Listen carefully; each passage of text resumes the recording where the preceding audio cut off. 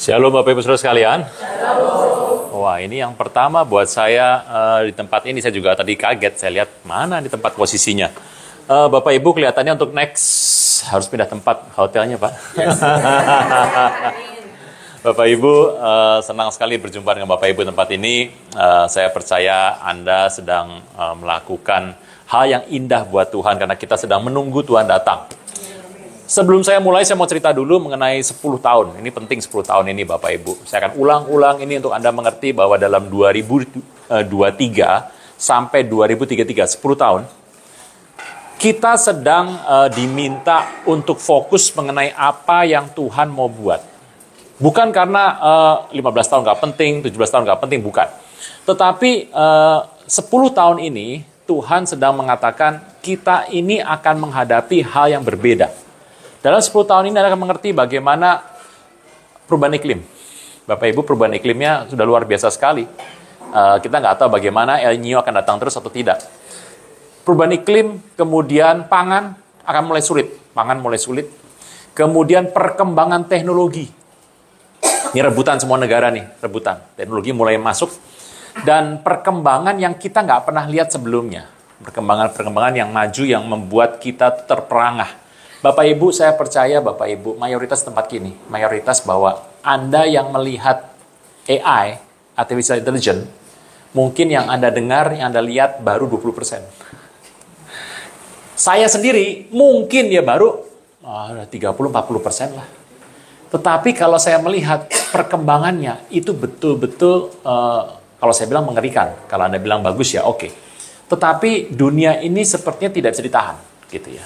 Nah, dalam 10 tahun ini, sebetulnya kita akan melihat perubahan ekonomi, industri, sistem politik yang terjadi, dan itu akan menguasai hidup manusia. Saudara Tuhan, dalam 10 tahun ini, sebenarnya siapa sih yang bicara 10 tahun ini? Hamba Tuhan semuanya. Mereka tuh mengatakan, Rick Warren dari Protestan, tokoh besar Protestan ya. Kedua dari Anglikan, Nicky Gamble. Yang ketiga dari Pentakosta, Billy Wilson. Dari Empower 21, tuh, Anda ngerti. Nah, 3 tokoh ini bicara hal yang sama tentang ini. Dan dunia akhirnya melihat bagaimana kalau kita ini hanya mengerjakan saja yang penting saja, kita melupakan perbedaan-perbedaan, melupakan sinode-sinode, dan kita mulai fokus kepada penginjilan. Nah, Bapak Ibu, dalam 10 tahun ini Tuhan percaya bahwa Anda dan saya akan bertemu dengan orang-orang di luar yang belum bertobat dan mereka mendapat kesempatan yang paling utama untuk bertobat dan berjumpa dengan Tuhan secara otentik. Nah, saya bertanya kepada Anda Bapak Ibu, siapa petugasnya? Kan gitu ya. Ya, Anda dan saya. Kita ini jadi petugas. Anda harus mengerti kita harus fokus kepada amanat agung. Nah, kalau kita melihat ini semua, hari ini kan topiknya adalah pelajaran Alkitab. Tadi Pak Haji sudah bilang pelajaran Alkitab nih. Jadi hari ini banyak membahas Alkitab, Bapak Ibu. Oke. Anda kan bisa kelihatan semua ya di sini. Oke, bisa kelihatan. Oke. Nah, Bapak Ibu, dalam pelajaran kita akan melihat sebetulnya bagaimana sih apa yang Tuhan mau katakan. Satu mengenai rapture, ini penting Bapak Ibu.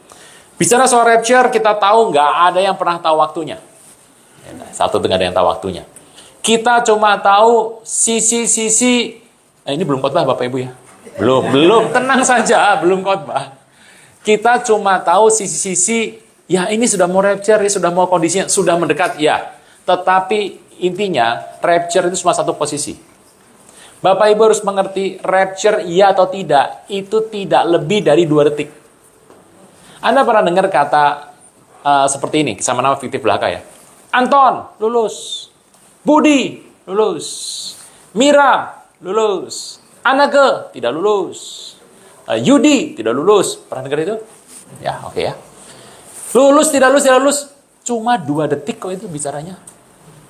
Tidak terlalu penting.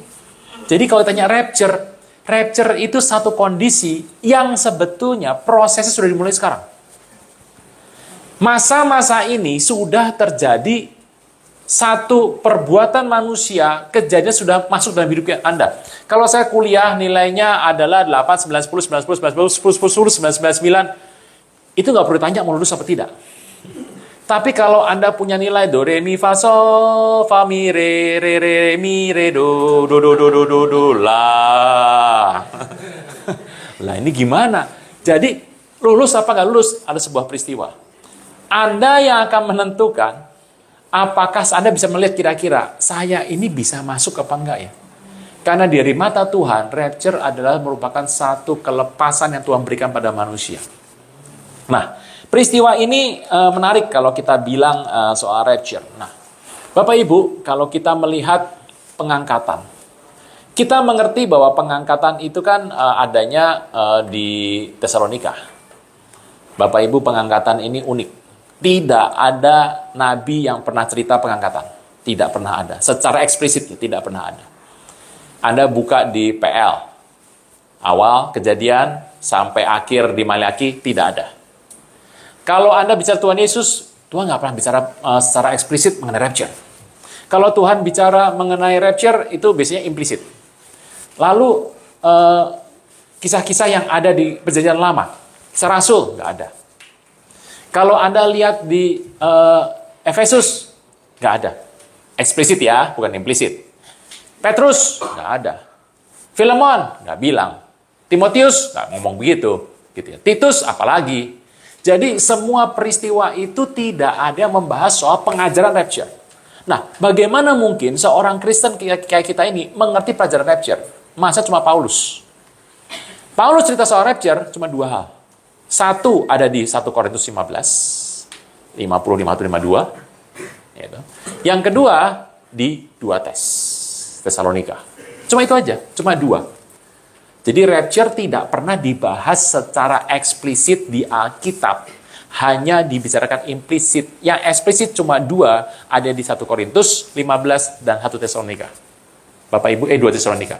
Kalau ditanya, sahih nggak tuh 2? Sah. Karena Alkitab berkata dengan 2-3 saksi perkara sah. Nah, masalahnya Paulus waktu cerita mengenai rapture, itu cuma bicara mengenai pengangkatannya. Waktunya tidak pernah diceritakan. Nah, Bapak Ibu, sampai sini kan kita ngerti bahwa saya tidak pernah cerita soal waktunya. Nah, Bapak Ibu, waktu rapture ini ada satu ayat yang penting sekali. Belum mulai khotbahnya, tenang, belum mulai, belum. Saya buka ayat tapi belum mulai ini, ya toh. Kita akan melihat 2 Tesalonika ayat yang kedua. Paling enak ya diem saja, nggak usah buka biar saya yang baca gitu ya. Toh nanti kan enak untuk udah dibuka direkam di sini. Ayat kedua, supaya kamu jangan lekas bingung gelisah, baik oleh ilham roh maupun oleh pemberitaan atau surat yang dikatakan dari kami seolah-olah hari Tuhan telah tiba. Berarti hari Tuhan sudah tiba belum? Belum. Janganlah kamu memberi dirimu disesatkan orang dengan cara bagaimanapun juga.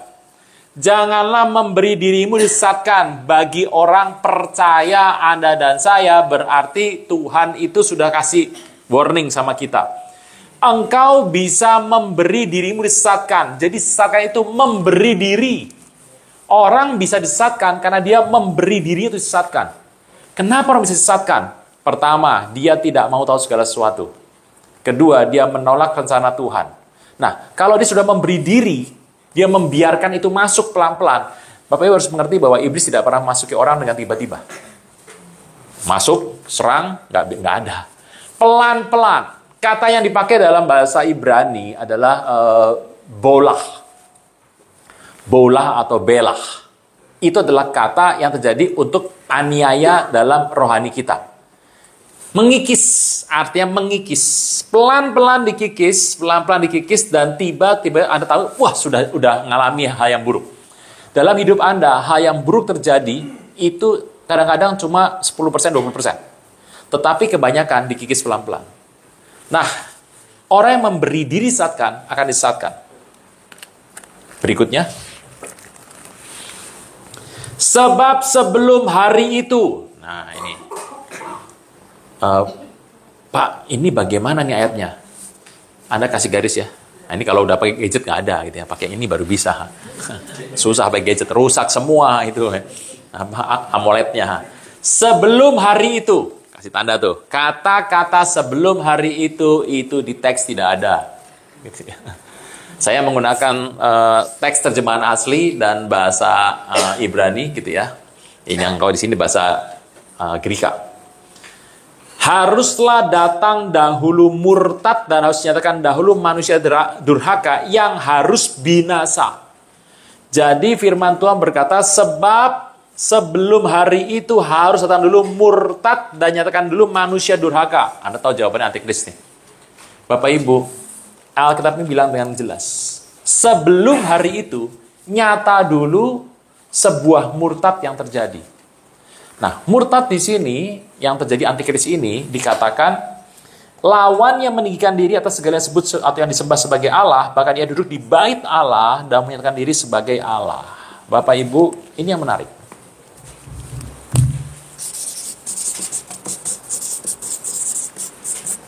Bait Allah. Ditulis dengan dua kata. Ini naos, ini hiron. Hiron. Dalam bahasa aslinya, sebuah kata bait Allah ditulis dengan hiron atau naos. Hiron itu apa sih? Batu. Ini batu, ini batu. Tuh, batu. Itu hiron. Semua bangunan yang dasarnya adalah hiron, itu bangunan dari batu, dari kayu yang seperti ini. Yang dari batu-batu yang dibangun itu hiron. Bagaimana dengan naos, Pak? Tubuhmu adalah bait suci Roh Kudus. Tubuh kita. Tubuh kita itu bait suci. Menggunakan kata naos. Nah, dalam Alkitab ini yang dipakai itu bukan ini. Bukan hiron, tapi naos. Naos itulah yang dipakai dalam Alkitab tentang bait Allah ini. Nah, firman Tuhan ini berkata, bahkan ia duduk di atas bait Allah yang naos dan menyatakan diri sebagai Allah. Nih, duduk di sini. Anda sudah ngerti arti dari ini ya? Bapak Ibu, sebuah pertanyaan yang menarik. Kalau Anda ada di sini, dengan kata-kata naos di situ, Anda tahu antikris menguasai siapa waktu dia berkuasa? Kristen. Lah kalau waktu saya melihat ini, wah ini mah. Bapak Ibu harus mengerti, Kristen tuh banyak. Kristen gitu ya. Banyak macam-macam gitu ya. Itu dari yang paling holy sampai Holy Wings ada. Gitu ya. Ya, macam-macam. Namanya Anda bisa lihat macam-macam. Nah, yang bagus adalah waktu Anda melihat ini, firman Tuhan sudah berkata, nanti Bapak Ibu jangan bilang soal keselamatan ya. Anda harus ngerti ini, saya nggak bicara keselamatan. Ini adalah rahasia yang Tuhan berikan. Tuhan tuh tahu di akhir nanti waktu antikris berkuasa, Anda tuh nggak gampang lepas kok. Bapak Ibu Anda mengerti. Kenapa kalau kita lihat hari ini, antikris itu bekerjanya pasti, cepat, dan terukur. Bapak Ibu, tidak ada manusia di muka bumi yang bisa melawan dia. Kita, Tuhan kasih privilege. Begitu muncul pengangkatan. Tuhan nggak gini aja Tuhan, saya akan stay di muka bumi, saya minta kekuatan. Anda lihat baik-baik ya. Kalau kita bisa melawan dia, nggak mungkin kita diangkat. Pengangkatan adalah rahasia yang diketahui oleh orang percaya. Untuk tujuan salah satunya adalah untuk lepas dari kuasa antikristus. Ya, ada banyak alasan. Anda bersekutu dengan Tuhan, bertemu dengan Tuhan, Anda menikah, itu banyak. Tapi salah satu tujuannya adalah lepas dari antikris. Bapak Ibu, dari sini Anda bisa melihat bahwa antikris itu pelan pasti masuk dalam hidup manusia. Bisa ditahan nggak? Bisa. Tapi tidak mungkin dihentikan.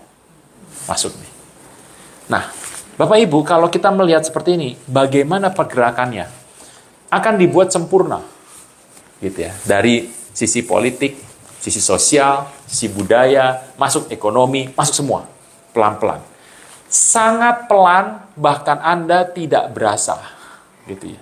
Kalau Anda berasa, wah ini sudah bekerja. Sebetulnya sangat pelan sekali. Tapi itu mencekam. Pelan-pelan sekali. Bapak Ibu harus mengerti bahwa itulah yang Alkitab katakan tentang antikris. Nah, bagaimana kita lepas dari ini? Bapak Ibu kan melihat, saya pengen lepas Pak, supaya hidup saya tuh pokoknya lepas. Ya kalau ada gangguan-gangguan di sini biarin aja, tapi saya lurus aja. Bapak Ibu, kita akan melihat firman Tuhan. Nah, ini dimulai nih khotbahnya nih, gitu. Kalau kita belajar Alkitab paling enak Kejadian, gitu. Kejadian 2. Cerita dari Kejadian 2, ini menarik nih Bapak Ibu. Kejadian 2 itu bicara mengenai kehidupan yang Tuhan berikan dalam hidup manusia, supaya manusia itu belajar perintah Tuhan yang pertama. Anda kan mengerti ini Tuhan kasih perintah, hancur manusia, Mesias datang. Mesias Anda dan saya ini adalah Yesus Kristus.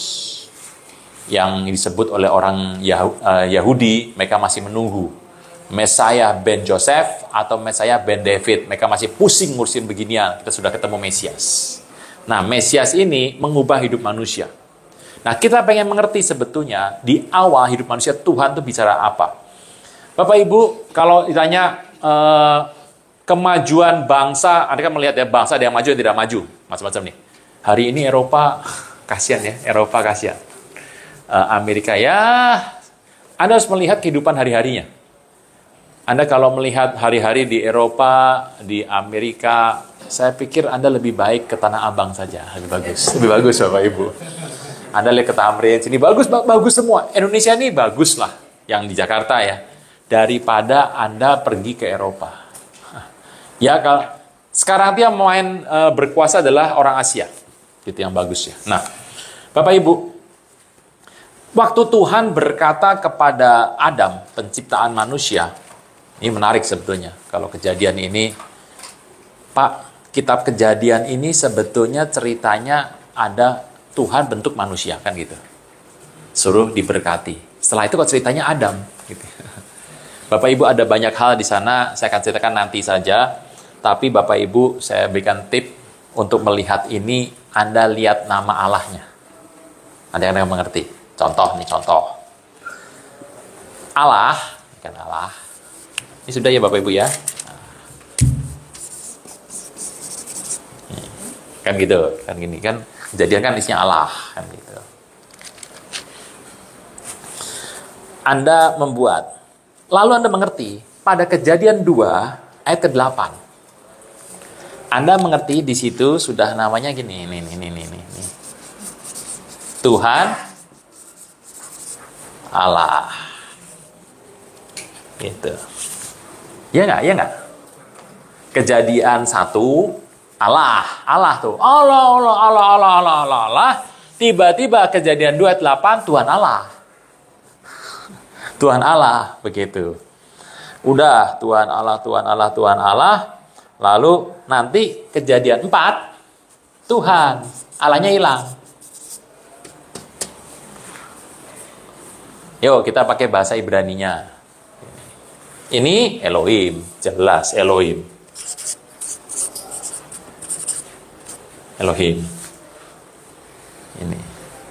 Ini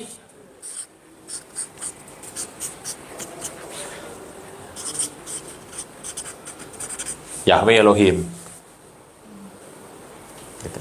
Yang ini Yahweh. Gitu.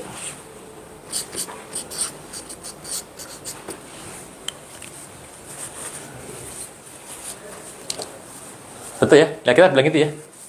Oke. Dan Alkitab bicara ayat 4:26. Kejadian 4 ayat 26. Lahirlah seorang anak laki-laki bagi Set. Atau namanya Enos. Waktu itulah orang mulai memanggil nama Yahweh. Gitu. Bapak Ibu, Anda kalau membaca harus Anda perhatikan gitu. Bahwa ternyata Tuhan memberikan namanya di Alkitab Allah. Tuhan Allah. Tuhan. Kalau Anda bilang cerita ini adalah berdasarkan kisah yang satu jalan nih, ada yang salah dong di sana. Bagaimana mungkin Tuhan bicara Allah? Kalau Allah satu ya Allah semua aja. Elohim semua, Elohim, saya belakang Elohim. Kenapa ada Yahweh Elohimnya? Kenapa setelah itu Tuhan dikenal dengan nama Yahweh-nya? Elohimnya nggak ada. Nah, Bapak Ibu dari tempat ini Anda akan belajar nanti kira-kira. Tapi inti masalahnya kita nggak bahas itu. Nah, itu dia. Menarik dong? Menarik nih. Oh, udah saya tahu ada yang menarik. Oh, saya ngetes dulu gitu. Ya, Bapak Ibu. Oke. Kita masuk ya. Topik hari ini. Oke. Ya, sudah. Nah, itu menarik. Bapak Ibu nanti akan bertemu jawaban. Tuhan itu menciptakan tuh pakai urutan. Orang ada manusia sama Hawa kok habis itu muncul lagi Adam. Ini gimana urutannya? Alkitab bilang urutannya benar. Jadi Anda ngerti. Oh, ini kisah Hawa dan Adam itu adalah kisah waktu Tuhan ciptakan manusia. Panjang cerita jawabannya. Cerita itu memang kalau kita bilang akan berseri, ributnya akan dari berbagai macam pendapat akan beradu. Tapi kalau kita membaca Alkitab, jelas ada kurun waktunya ternyata. Bapak Ibu, itu satu contoh. Nanti kita akan bahas. Kapan Pak? Ya tergantung kapan saja. Begitu. Oke. Kejadian 2 ya. Ini kejadian 2. Kita lihat saja. Nah, dalam kejadian 2, kita mengerti dalam ayat ke-8, Tuhan Allah membuat taman di Eden. Di Eden. Gan Eden. Taman Eden. Nah, Bapak Ibu ini harus mengerti, Adam tuh berkuasa bukan di taman. Adam tuh berkuasa di Eden. Jadi ada sebuah tempat namanya Eden. Gitu ya. Dan di Eden itu, di sebelah timur, ada sebuah taman di Eden. Namanya Taman Eden. Edian Pak Ki, gimana sih Pak? Ulang Pak. Oke, ulang. Ini Eden. Bapak Ibu, kalau Anda punya Alkitab ini, berapa yang bawa Alkitab kecil ini? Oke, ada. Buka halaman belakang. Udah ya, saya akan jalan ke belakang, Bapak Ibu akan melihat gambarnya. Yang hijau ya. Oke, Eden yang hijau.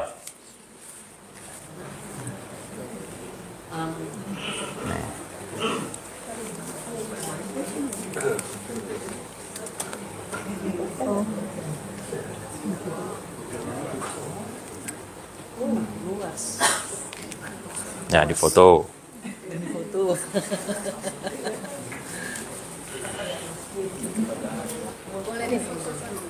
Di foto harusnya ya. Foto boleh, foto aja. Tuh. Nanti Bu saya ke belakang, Bu. Saya ke belakang. Nah, Ibu.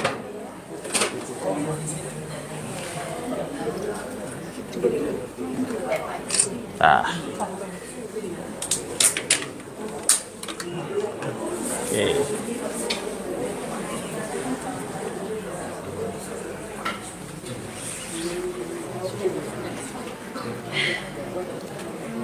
Oke.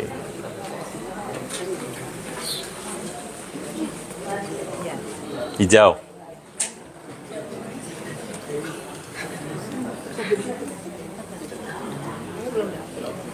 Oke.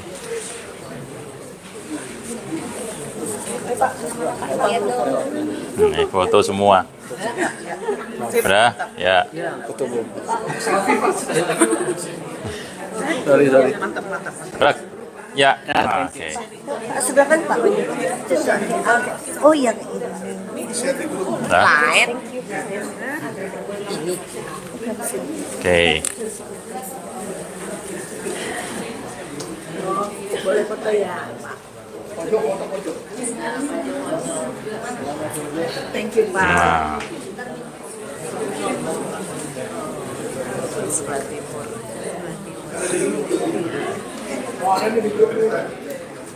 Nah, lempar ke grup, dibahas di grup, ribut.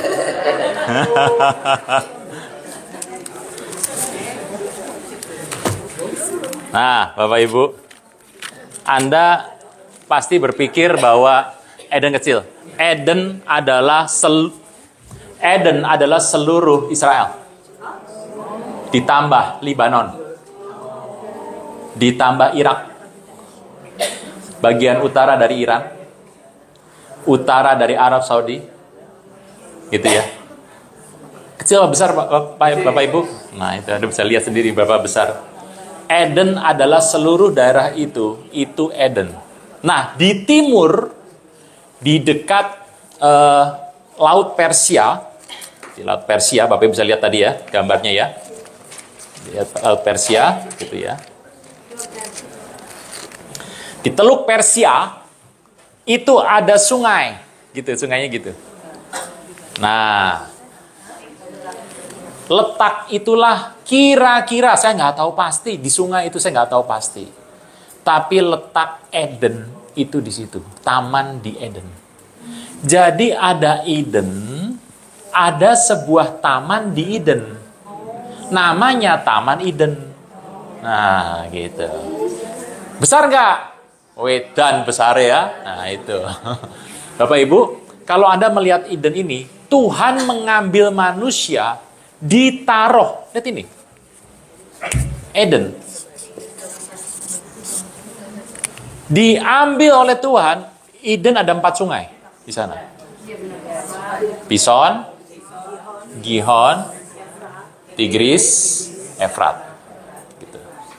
Nah, itu akan mengalir, tetapi pusat dari alirannya, gitu, Eden akan mengalir 4 sungai. Bapak Ibu, itu bukan dari 4 itu ngalir ke Eden, bukan. Keluar. Eden bicara mengenai 4 sungai itu. Itu indah sekali. Artinya juga indah Bapak Ibu. Pison, kelimpahan artinya. Makanya Bapak Ibu harus mengerti. Gihon, nah, kemenangan.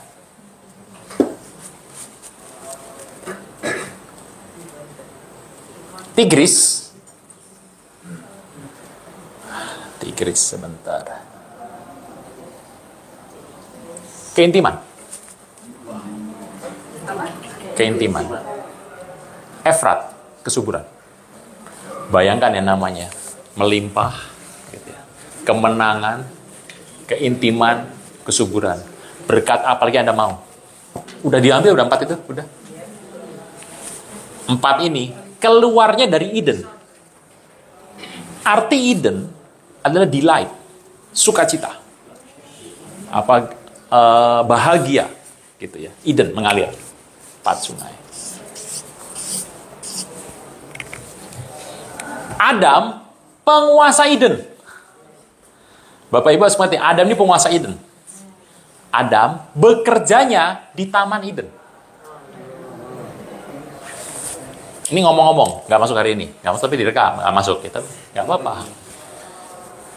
Anda mengerti kerasakti ya? Udah pasti udah nggak ada hubungan sama ini, nggak ada hubungannya. Dia sama gurunya, sama 3 saudaranya toh, bertiga gitu ya, sama kuda, 1 yang nama babi, satu lagi namanya laut, gitu ya, raja laut. Bersama 3 saudaranya nganter gurunya cari kitab ke daerah barat. Barat dong. Journey to the west kok. Bukan journey to the east. West, pergi ke barat. Itu adalah kitab suci. Ceritanya gitu. Ada yang bilang gini, wah salah tuh. Kalau dia betul ke barat, nyampe Israel loh. Ya tuh? Hanya nggak ke barat kok, malah ke bawah kok. Ke tenggara ke selatan. Makanya kisah dari Kerasakti itu rame, cuma tarung aja, perang antara siluman sama siluman gitu ya. Karena nggak sampai. Nah, Bapak Ibu, ini menarik. Waktu satu kali Tuhan panggil Abram, gitu kan, namanya masih Abram, kamu keluar deh dari Ur Kasdim. Oh gimana? Kamu keluar sama keluargamu. Tapi kamu nggak boleh bawa keluarga.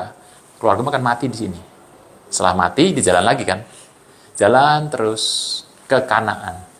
Tapi Tuhan menghendaki Abram untuk pergi ke satu tempat. Bapak Ibu harus ngerti. Tempat apa? Kota apa gitu aja? Hebron. Tempatnya Hebron. Pergi ke Hebron. Waktu itu Abraham ya berdirikan tenda berdiri di Hebron.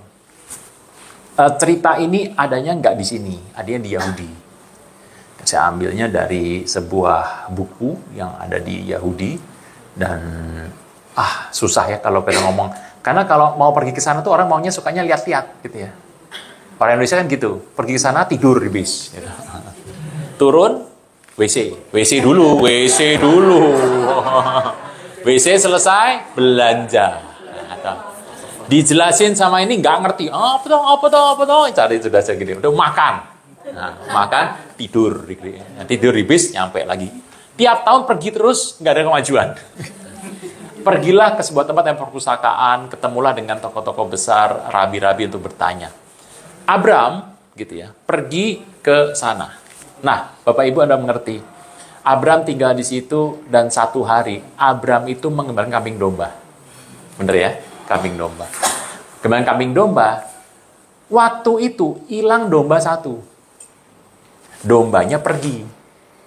Masuklah ke sebuah gua. Abraham panggil-panggil, nggak ketemu. Dia lihat ada sebuah gua. Wah, ini ada di situ nih. Tapi kalau masuk, ya kalau masih hidup. Kalau sudah mati, berarti ada pemangsa di situ, bahaya dong. Lalu Abraham melempar batu. Bunyinya, prak, pecah. Ini kok nggak keluar dombanya? Ambil lagi. Tak, prek, pecah lagi. Abraham berpikir, ada apa ya di sini ya? Terus Abraham masuklah ke dalam gua itu. Waktu masuk ke dalam gua itu, menurut sebuah kisah, ini nggak ada di Alkitab. Makanya saya tuh tanya, ada ribuan kitab yang sebetulnya beredar di muka bumi ini. Dan kita cuma memakai 66 kitab ini menjadi Alkitab kita. Gitu ya. Kita yakini sebagai yang paling benar lah. Nah, di luar ini masih banyak nih. Ya sebagai support sistem boleh gitu ya. Waktu Abraham sampai di situ, tiba-tiba wangi dan baunya segar sekali. Abraham bertanya, ini tempat apa ya? Dan dia melihat ada bungkusan mayat. Mayat Abraham dan istrinya Hawa. Adam dan Hawa. Hari itu Abraham berpikir, tempat ini penting. Lalu waktu istrinya meninggal, dia memaksa istrinya dikuburkan di sana. Dan waktu diminta untuk membeli, dia minta membeli. Tempat untuk membeli. Gunungnya, tanahnya dibeli semuanya. Harganya adalah 400 perak. Hokikov sekel 4. Sekelkov. Bapak Ibu, ini menarik sebetulnya. Pertanyaannya adalah, kenapa tempat itu Abraham sampai beli? Dan belinya setelah dia kaya loh. Ingat, Anda harus beli, ini dibeli setelah dia kaya. Bapak Ibu, Anda mengerti hari ini, kenapa Tuhan kasih Anda keuangan supaya engkau kuat? Engkau harus berjaga-jaga dalam hidup Anda mengenai keuangan ini. Keuangan ini adalah rencana Tuhan untuk sebuah rencana yang besar ke depan yang engkau nggak pernah tahu. Nah, waktu Abraham punya dana ini, dia bicara kepada orang Het waktu itu, Efron. Aku beli. Oh nggak usah, engkaulah raja. Abraham tuh raja loh. Abraham raja, dia punya 3 tuh. Engkau tuh adalah orang besar, udah ambil aja. Abraham tidak mau. Dia bayar. Nah, dari kata 400 itu, ketemulah cerita. Kita berikan berikutnya. Ini belum, ini khotbahnya lain lagi. Ini khotbahnya di sini. Ini cerita lagi. Oke.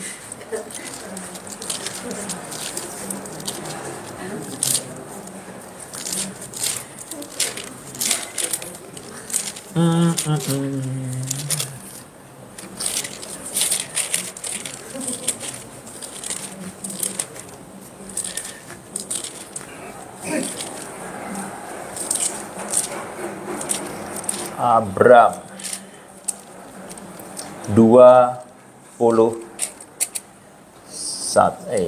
Sarah mati. 23. Ayat 16. Lalu Abraham menerima usul Efron. Ditimbangnya perak untuk Efron sebanyak yang dimintanya dengan didengarnya Bani Het. 400 shikal perak. Seperti yang berlaku di antara para saudagar. Bapak Ibu, kata ini ada banyak arti. Ada banyak arti. Katanya ada banyak arti. Kalau saya bilang sama Anda, Sabtu nanti main golf ya. Ada yang bilang gini, oh golf bener, golf. Anda siap-siap golf bener. Kalau itu pengusaha, artinya adalah, oke, kita lobby, kita bincang-bincang, gitu ya. Nah, cerita ini ada di sini, kisah ini. Dalam kisah itu, seperti yang berlaku di antara saudagar, over la soher. Itu adalah bicara sebuah makna jalan setapak menuju sebuah taman. Taman apa zaman itu? Gitu ya. Bapak Ibu harus mengerti, Taman Eden. Kalau kita mengerti, Hebron sama ujung, udah jaraknya jauh sekali tuh. Adam ternyata bekerja di taman di Eden, dan bertemu Tuhan sehari 2 kali tuh ketemu. Bapak Ibu tak ingat apa Adam ketemu Tuhan sehari 2 kali loh. Pagi sama sore. Waktu hari sejuk, pagi sama sore. Kalau siang dia kerja, gitu ya. Kalau malam tidur. Dia jalan sejauh itu. Hebron sama Teluk Persia. Nih sini. Jalan. Tiap hari Adam 2 kali. Anda jangan berpikir bahwa Adam itu seperti teman-teman Anda. Wah, Adam itu waktu itu manusia yang belum berdosa. Anda harus mengerti bahwa satu-satunya manusia di muka bumi yang iblis gak pernah ketemu dan gak pernah berani ketemu adalah Adam. Bahkan setelah jatuh dalam dosa, tidak pernah tercatat iblis menggoda Adam. Gak pernah. 1 kali berhasil ditinggal sama iblis. Pertanyaannya kenapa? Nah itu dia. Anda jawab sendiri kenapa. Bapak Ibu Anda harus mengerti bahwa Adam itu besar bukan seperti manusia biasa. Dia besar, tinggi. Gitu ya. Besar, tinggi besar. Nah Bapak Ibu, kisah ini menarik. Jadi Hebron itu menjadi tempat, makanya Hebron artinya adalah sebuah tempat keintiman. Sebuah tempat di mana keintiman itu dipelihara di sana. Bapak Ibu, itu adalah hal yang menarik. Nah, saya mau bicara soal Hebron kita. Gitu. Nah, dalam kejadian ini, Eden, kayak kembali lagi ke yang tadi, Pak, budaya itu ada yang tua, ada yang tidak tua. Gitu ya. Ada yang tua, ada yang tidak tua. Anda mengerti kalau budaya Indonesia tuh, ya kurang tua ya. Udah tua tuh Pak, Majapahit abad 7. Ya, 14? Nggak tua. Apa itu kurang tua? China tuh tua. India tua. India, Sri Lanka, Bangladesh ya berarti ya. Kemudian Amerika Latin tua. Kemudian di mana lagi? China. Oh, daerah China tuh yang Tibet tua. Amerika Latin, daerah Asia Tengah. Kemudian kalau yang negara barat itu masih baru. Anda harus tahu suku bangsa seperti orang Inggris, orang Perancis yang Romawi dulu. Bapak Ibu, Anda harus ngerti, itu bangsa barbar. Barbar itu artinya main bunuh sembarangan, tidak ada hukum di sana. Kok bisa orang Inggris bisa rapi kayak begitu? Karena ikut firman Tuhan. Bayangkan ya, firman Tuhan itu membuat orang-orang yang ada di situ menjadi tunduk. Nah, Bapak Ibu, kalau kita melihat nih kisahnya, dalam sebuah budaya, itu yang bagus tuh dilihat dari apanya? Kalau orang itu menulis dan membaca. Nah, di kita ini sudah semakin sedikit nih orang yang nggak bisa baca. Sudah semakin semakin jumlahnya menurun terus. Nah, tetapi sebetulnya hasil karya itu menunjukkan bahwa sebuah kebudayaan itu maju atau tidak. Kalau kita mengatakan dari mana saya katakan bahwa China maju budayanya. Bagaimana saya katakan bahwa India maju dari sastranya. Nah, sastra itu macam-macam. Keindahan sastra tuh nggak bisa dibahas dengan keindahan gaya kita. Karena itu adalah rasa, ya, rasa. Nah, kalau kita membahas soal rasa ini, yang namanya sebuah perkataan yang indah itu, termasuk dari kata-katanya. Misalnya, bagaikan buluh perindu. Orang nggak belajar sastra, apa itu ya? Nggak ngerti itu seperti itu. Nah, kata-kata itu menunjukkan bahwa dalam sebuah puisi ada arti-artinya. Daud itu adalah seorang musisi yang canggih hari itu. Salomo lebih hebat lagi. Dia bicara mengenai prosa, dia bicara mengenai pantun, mengenai puisi, dan semua hal. Bapak Ibu, itu adalah kemajuan Israel. Nah, kalau kita melihat dalam budaya Yahudi, kita tahu dalam kitab Pentatokh 5, Musa, kejadian yang pertama, di situ dikatakan bahwa orang Yahudi itu punya sebuah prosa yang indah. Tulisan di Alkitab ini menjadi sulit dimengerti. Karena sebetulnya mengikuti prosa kegayaan dari kebudayaan sebuah bangsa. Makanya saya mengerti Alkitab itu ya gampang dimengerti, tapi kalau kita mulai mendalami, kok susah ya? Karena itu kita harus mendalami juga bahasa yang ada dalam sebuah sastra. Nah, dalam sebuah sastra itu, kita mengerti yang paling banyak orang pakai adalah bentuk laki dan perempuan. Jantan dan betina. Gitu ya. Misalnya, Anda mengerti, Ibu Pertiwi. Kenapa nggak Bapak Pertiwi? Ayo. Kenapa nggak Om Pertiwi? Ke Paman Pertiwi dong, kakek Pertiwi juga bisa. Kenapa harus ibu? Karena Adam, gitu ya, diambil dari Adamah. Adam itu laki, diambil dari Adamah tanah, perempuan. Yang perempuan yang menghasilkan, gitu ya. Makanya bentuknya feminin, Adamah, Adam, maskulin. Gitu. Alah, pusing Pak. Nah, itu ya. Jadi Adam itu ada dua. Adam dan Adamah ada dua. Nah, Bapak Ibu, dalam sastra Yahudi, yang terutama ada di Pentatokh, di kitab 5 Musa, selalu ada konsep yang namanya kesesuaian jenis kelamin. Bagaikan pungguk merindukan bulan. Lah ngomong aja laki senang sama perempuan kan beres. Macam-macam pakai pungguk, pakai nggak ngerti aku kan gitu ya. Tapi dalam kata-kata yang indah terjadi. Bapak Ibu, Anda mengerti bahwa kata bulan itu bicara mengenai seorang perempuan. Bunga. Sebutlah namanya mawar. Kan gitu. Ya kenapa harus mawar? Ya karena itu bunga gitu. Bunga itu adalah perempuan. Gitu ya. Nah, laki itu kumbang.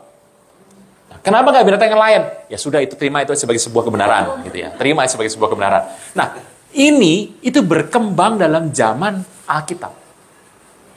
Dalam Alkitab terjadi sebuah keharusan. Yang dicatat adalah kalau sebuah kata itu sudah menggunakan bentuk maskulin, di predikatnya, objeknya otomatis Anda harus mencari yang maskulin. Gitu ya. Kalau di predikatnya sudah feminin, Anda harus mencari objeknya feminin. Demikian juga sebaliknya, kalau objeknya sudah maskulin, Anda harus mencari predikatnya maskulin. Itu sama seperti itu ya. Dan itu terus terjadi dalam bentuk Alkitab ini sampai dibentuk dengan kata-kata yang indah. Nah, kata-kata indah itu pasti langsung sirna, langsung hilang kalau itu diterjemahkan. Makanya kalau Anda melihat sebuah syair, pantun, diterjemahkan, hilang. Pasti hilang. Nah, Bapak Ibu, itulah yang Alkitab ini punya. Kata-kata itu.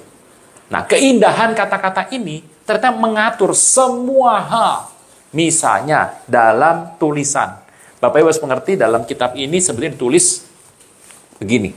Kitab suci nggak pakai judul ya Bapak Ibu ya. Kitab Kejadian nih judulnya ada. Oh, nggak ada aslinya kok.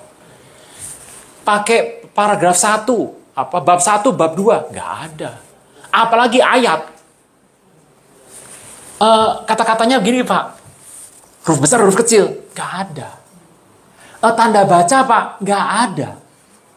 Semua kata satu nyambung semua. Aslinya tuh. Bayangkan ya. Jadi seperti ini nih.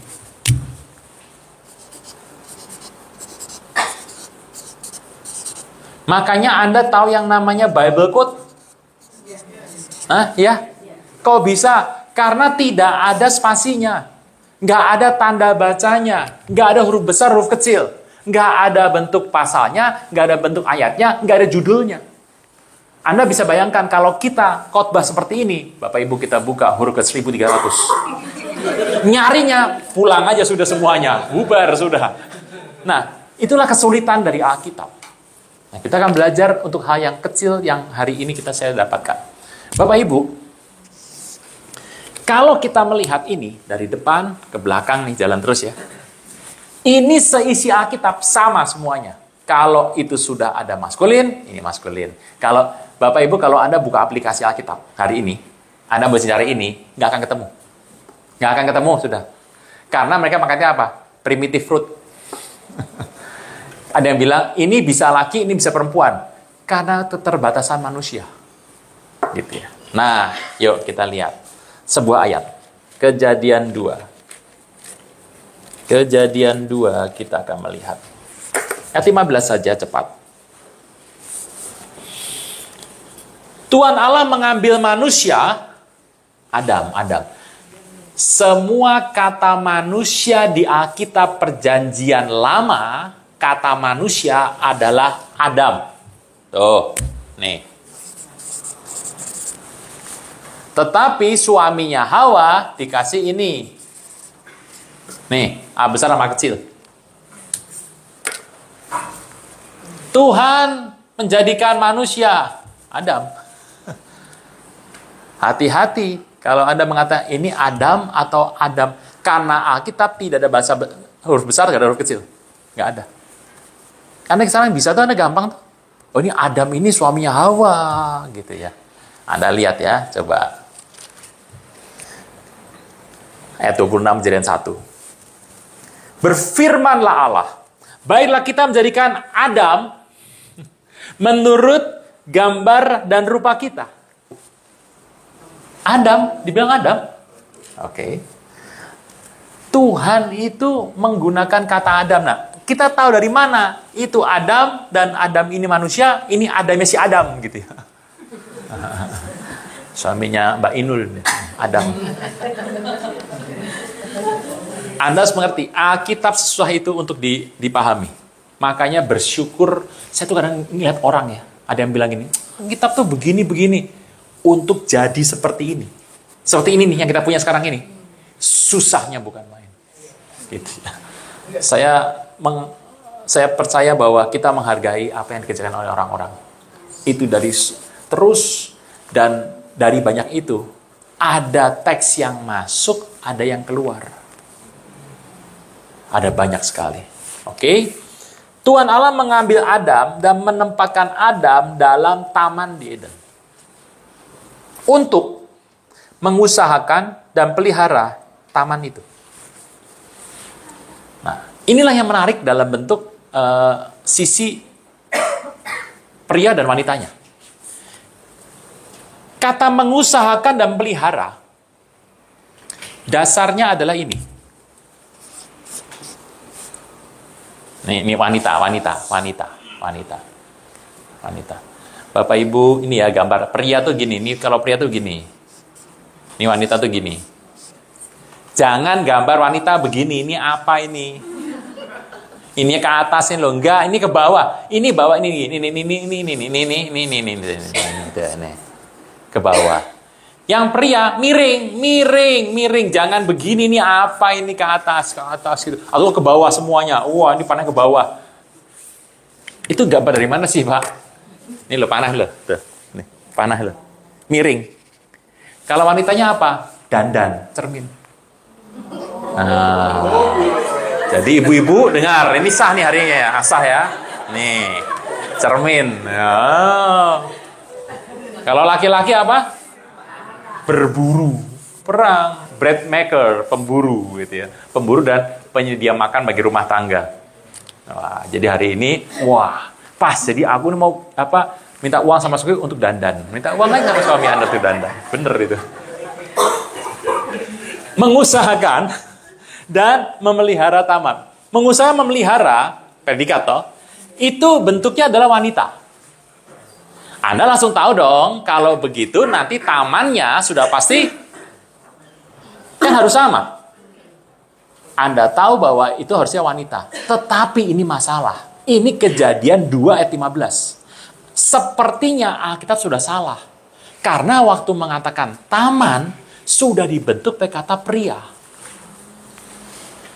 Bagaimana mungkin Alkitab itu bisa salah di Kejadian 2 ayat 5 pada kejadian awal nih. Belum kejadian sampai berakhir juga belum habis. Sudah salah mengatakan bahwa itulah laki dan perempuan itu terbalik. Mengusahakan memelihara adalah wanita dan yang dipelihara adalah pria. Karena kalau Anda, nggak gitu Pak, itu sebetulnya Tuhan tuh mau supaya Adam tuh pelihara Hawa. Hawa tuh belum muncul, ayat 15. Hawa kan muncul di bawah, ayat 20-an kan. Mana tuh ayat yang bicara mengenai Hawa? Nggak ada. Kalau Anda cari ke depan, di Kejadian 2 ayat 7, dikatakan, ketika itulah Tuhan Allah membentuk manusia debu tanah. Nah ini salah nih Alkitab Anda kalau Anda bilang dari debu tanah. Nggak ada kata dari, nggak ada. Manusia debu tanah. Gitu ya. Itu beda satu kata. Nanti beda, kalau pengajarannya beda tuh kemana tuh arahnya tuh. Gitu ya. Ketika itulah Tuhan Allah membentuk manusia debu tanah.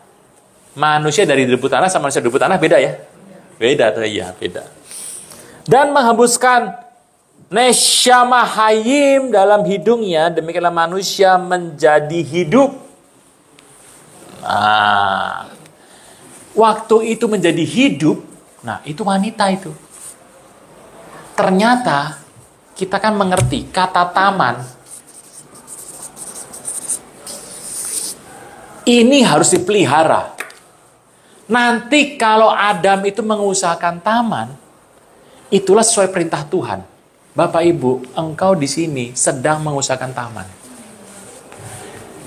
Tuhan ingin berkata sama Adam, engkau ini harus mengusahakan dan memelihara tu wanita. Tetapi nanti kalau engkau usahakan taman dan berhasil menjadi seorang pria, berarti dalam taman ada sisi pria, sisi wanita. Tuhan memberikan Adam tinggal di sebuah taman yang lengkap jenis kelaminnya. Di taman itulah akan terjadi sebuah kelengkapan dalam kehidupan. Berarti sebetulnya Adam itu kalau dia macul gitu ya, dia nanem, dia melihat ini sudah saatnya hujan nih, cuaca, dia melihat ukur suhu, dia melihat semua yang dia buat sepertinya dia sedang mengurus taman toh. Bukan. Dia sedang mengurus dirinya sendiri. Kehidupan yang diurus dalam hidup Adam. Contoh begini saja, Bapak Ibu. Kalau saya itu membuat sebuah dekorasi rumah, yang untung siapa? Ya, ada yang bilang, rumah. Orang dong. Enggak. Kalau saya bikin kakus, yang untung orang di pinggir jalan itu? Enggak. Kalau saya bikin makanan, yang untung siapa? Penikmat makanan? Enggak. Kalau saya bikin pesawat, yang untung siapa? Ya turis. Enggak. Memang mereka akan untung, tapi nanti tuh, yang untung pertama tuh Anda. Karena engkau ini waktu engkau berkarya, engkau sedang membentuk dirimu untuk sebuah maksud Tuhan. Nah ini loh saya mau cerita. Nah khotbahnya kan dimulai hari ini. Udah, Neng mulai lagi ini. Tuhan itu memberikan dalam hidup Anda sebuah maksud supaya engkau melakukan ini. Makanya Anda sama saya beda semua. Karena tujuan Anda beda, fokusnya juga beda, nanti hasilnya juga beda. Semuanya dibuat beda. Perbedaan Anda dan saya termasuk ada di taman inilah. Taman inilah. Tuhan membuat taman. Engkau jangan buat taman. Nih, penting nih. Banyak orang, saya mau buat taman. Tuhan sudah kasih tamannya. Adam itu harus mengusahakan dan memelihara taman. Nah, banyak orang sekarang, dia waktu dapat perintah ini, dia membuat taman. Ada hal yang berbeda loh. Tuhan mengajar Adam supaya Adam mengusahakan dan memelihara taman. Tuhan gak perintahkan Adam membuat taman. Banyak orang dalam kehidupannya, setelah dia maju, dia berhasil, dia ingin membuat sesuatu. Ya kalau membuat dalam arti itu mengerjakan bagian Tuhan, oke. Tetapi tidak untuk dibuat. Bapak Ibu, dalam bentuk hal ini, dalam sebuah taman ini, Tuhan berfirman pada Adam, Adam, waktu engkau membuat sesuatu, engkau sedang membangun dirimu. Loyalitas, kreativitas, tanggung jawab, dedikasi ada di situ. Bapak Ibu, Anda lihat, orang akan menjadi sempurna waktu dia bertemu dengan Tuhan dan mengerjakan tamannya. Anda mau lihat orang kurang sempurna? Gampang. Orang yang lagi PHK. Nah, gampang tuh Anda lihat. Orang yang tidak ada kerjaan, yang nganggur di rumah gitu ya. Tiap hari tidur, bangun, makan, tidur lagi. Dia sedang merusak dirinya sendiri. Hidupnya dirusak karena dia tidak bekerja untuk sebuah taman yang Tuhan maksud. Nah, membentuk sebuah taman ada sebuah alasan, ada sebuah maksud Tuhan yang luar biasa sekali. Engkau harus membuat sebuah taman. Untuk taman yang sudah Tuhan kasih ini, engkau perbaiki dan engkau bagus. Engkau perbaiki semuanya, diperbagus, dirawat sehingga indah. Keindahan itu yang kelak akan menunjukkan bagaimana Anda di tengah muka bumi ini, Anda berkarya untuk Tuhan. Nah, Bapak Ibu, disinilah Anda harus mengerti. Pak, kalau begitu pekerjaan saya ini ada dari Tuhan. Oh, belum semuanya. Ada yang iya, ada yang tidak. Anda harus dengarkan dari Tuhan yang mana. Firman Tuhan mengajar pada Anda dan saya, supaya kita mengerjakan taman di mana Anda dan saya hidup. Bapak Ibu, ini bukan pekerjaan yang rutin. Ini bukan pekerjaan yang harus Anda buat tiap hari. Ini adalah sesuatu yang Tuhan katakan dalam hidup Anda.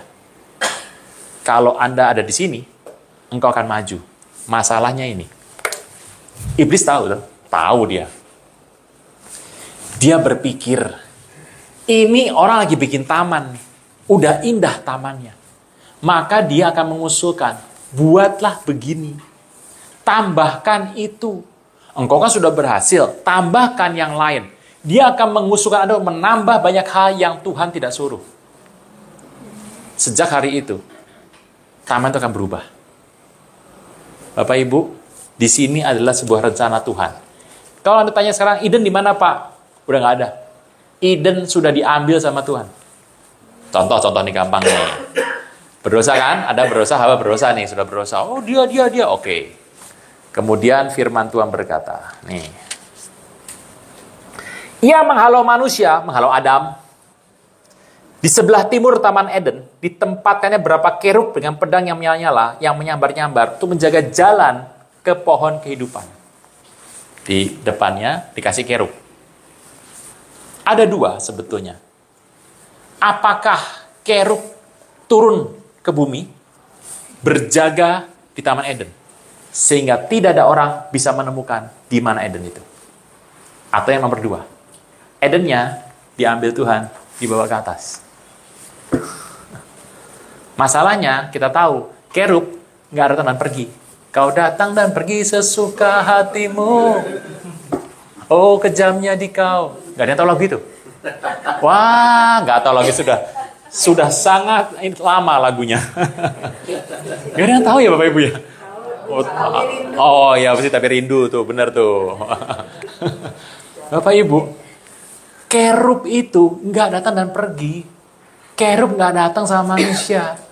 Bapak Ibu, kerub ada di sana, dibawa. Jadi Taman Eden sekarang di mana Pak? Sudah dibawa ke atas. Udah nggak ada di sini. Nah, itulah rencana Tuhan yang ada di muka bumi ini, bahwa engkau akan diberikan anugerah. Makanya Tuhan itu berkenan begini. Saya tuh pengen setiap orang tuh diberkati dan menjadi cukup dalam banyak hal. Tetapi Tuhan juga percaya bahwa kalau dia sudah kasih Anda, apakah Anda akan melakukan apa yang dia inginkan? Nah, itu faktornya adalah itu. Nah, untuk kita mengerti hal ini, kita harus berkata, Tuhan, ajar aku melakukan apa yang Tuhan perintahkan kepadaku untuk aku lakukan. Satu demi satu, saat demi saat, waktu demi waktu. Hal ini adalah sebuah keharusan. Untuk mengerjakan taman ini yang penting nih. Adam kita tahu udah berhasil ya. Dan kemudian dia melakukan itu di tengah muka bumi. Tapi Adam ini sulit untuk Adam mengerti ya. Adam menjadi manusia yang kalah sejak dia berdosa. Dia tidak habis-habisnya menyesali kehidupan dan pilihan hidupnya. Makanya kalau Anda melihat, Adam sebenarnya tidak banyak mengambil keputusan lagi dalam hidupnya. Adam itu kan hidup sebelum bapaknya Nuh masih ada, Adam masih ada loh. Bapak Ibu, Adam hidup 930 tahun. Bapaknya Nuh masih hidup, bapaknya Nuh itu masih hidup. Adam itu masih ada. Nah, tetapi dalam masa hidup ini, ini namanya banyak. Sepertinya Adam tidak mengambil banyak hal. Kenapa? Adam memang menyesali seumur hidup apa yang dia ambil, keputusan yang dia buat, yang dia salah. Bahkan waktu istrinya melahirkan Kain, yang ngasih nama istrinya, Hawa. Adam nggak pernah ngasih nama. Anda mengerti orang Yahudi itu adalah bapak yang ngasih nama, toh? Kenapa Adam tidak ngasih nama anaknya? Adam tenggelam dalam sebuah duka cita yang dalam. Dia tidak pernah muncul lagi, dia tidak pernah ada lagi di bahasa Alkitab, dia hidup sampai akhir hidupnya, dia cuma menyesali apa yang dia buat. Adam menyesali apa yang dia buat. Nah, bicara mengenai hal ini penting nih.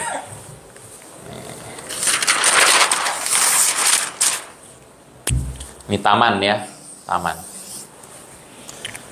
Tuhan itu memberikan kepada Anda adalah anugerah. Bahwa setiap orang lahir muka bumi, Tuhan berikan talenta.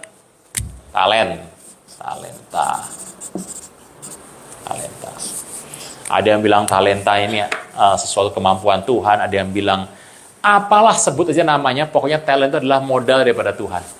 Bentuknya apa? Tidak tahu. Tuhan sudah kasih sama hidup Anda. Tidak ada orang di muka bumi lahir tidak dengan talent. Tidak ada, semuanya punya talent. Bahkan yang cacat ada talentnya. Masalahnya yang hidup tidak bisa menemukan. Orang-orang tidak bisa menemukan sehingga tidak keluar. Ada yang keluar karena diri sendiri, ada yang keluar karena orang lain. Tidak bisa ketemu itu. Nah, talent. Dari sini talent ini akan berkembang kehidupan. Bapak Ibu, engkau harus mengerti, engkau dan saya lahir itu sudah memiliki bentuk yang tahu akan yang baik dan yang jahat. Engkau dan saya itu segambar dan serupa dengan Tuhan. Bapak Ibu, Anda mengerti, manusia itu sudah bisa dibilang mirip Tuhan. Gitu ya, manusia. Makanya manusia bisa mencipta. Gitu. Hal ini bagus. Maksudnya mencipta bentuk yang ada. Bentuk yang sudah ada dijadikan sesuatu oleh manusia. Manusia bisa. Nah, talent ini. Bagaimana Anda harus mengelola talent itu supaya talent itu bisa berhasil dalam hidup ini? Bapak Ibu, Anda mengerti. Pak, saya pengen melakukan ini, harus ngerti ini bagaimana? Oke. Kalau Anda punya talent, Anda pasti suka. Suka toh? Apa talent Anda? Tidur. Nah, itu bukan talent, itu males itu. Lain. Anda harus bedakan. Talent itu adalah kemampuan yang Anda punya untuk Anda melakukan sesuatu. Gitu. Talentnya apa? Saya tuh talentnya judi, Pak. Nah, itu dosa itu. Itu dosa. Engkau bisa punya segala talent, engkau akan berusaha mengembangkan itu tergantung engkau sendiri. Engkau bisa mengembangkan ke arah yang plus atau ke arah yang minus. Kemampuan itu akan berkembang. Nah, Bapak Ibu, Anda tahu di muka bumi ini LGBT sudah seperti apa? Padahal masalah LGBT ini cuma gampang, nggak di satunya. Alkitab berkata, karena orang tidak menghormati Tuhan. Tik, satu til, kesininya, rusak semuanya. Bahkan orang bilang, nggak mungkin diperbaiki. Nggak ada. Dalam Tuhan nggak ada yang nggak bisa diperbaiki. Bisa diperbaiki dalam Tuhan kok. Makanya dalam hidup ini ada, saya catat 10 hal. Anda mungkin ada 12 atau 13, Anda punya sendiri, Anda pegang. Ada 10 hal yang Bapak Ibu harus pegang. 10 hal ini adalah kepastian. Itu nggak bisa diubah. Makanya Anda terima sebagai sebuah Ini Anda nggak usah ubah-ubah lagi lah. Jangan Anda deal dengan 10 hal itu. Dalam hidup Anda sudah buang semuanya. Nomor 1, jenis kelamin. Saya ini pengen jadi wanita, tapi terkungkung dalam tubuh pria. Sudahlah, udah. Anda ubah, Anda akan ribet, waktu Anda melayani Tuhan akan habis untuk urusin hal itu. Dan habis bener itu. Apalagi Anda sudah ganti kelamin. Satu hari bertobat, oh Tuhan, aku sadar aku bertobat. Lah gimana, udah dipotong? Udah habis. Ada lagi hal yang setelah itu ada pertobatan, harus ada harga lagi. Oh, panjang lebar, jangan sampai Anda sentuh aja. Jenis kelamin Anda terima sebagai sebuah kebenaran daripada Tuhan. Pak, tapi saya nggak cocok. Kembali udah ke jalan Tuhan. Nah, saya tahu dalam hal ini memang tanda kutip, orang Kristen kebanyakan memang kita ini maju mundur dalam hal ini. Gitu. Kalau dari sebelah kan bilang tidak. Karena kita ini ada hukum kasih soalnya. Kita sayang sama orangnya, tetapi tidak boleh suka sama perbuatannya. Gini, kalau Tuhan pasti bisa. Kalau manusia, gimana caranya? Ayo, gimana caranya Anda nolak perbuatannya, tapi Anda suka orangnya? Nah, nggak boleh Anda sentuh tuh. Harus persis tuh. Wah, susah sekali. Makanya ini agak menjadi sulit dalam hidup manusia. Bapak Ibu, itu satu. Jangan otak-atik. Tanggal lahir Anda. Kenapa saya lahirnya 29 Februari? Ulang tahun 4 tahun sekali. Ya terima aja, sudah mau gimana. Saya punya teman seperti itu. Punya teman. Ulang tahunnya 4 tahun sekali. Ya, karena nggak bisa lahirnya. Ya mau gimana, Anda terima saja. Anda bisa pilih nomor telepon kok, Anda bisa pilih nomor rumah, Anda bisa pilih. Tetapi itu nggak bisa dipilih. Anda boleh milih urutan mau jadi nomor berapa, Anda mau nomor sekian, duduk di urutan keberapa, duduk di posisi di mana, Anda bisa pilih. Tapi urutan kelahiran, Anda nggak bisa pilih. Urutan kelahiran.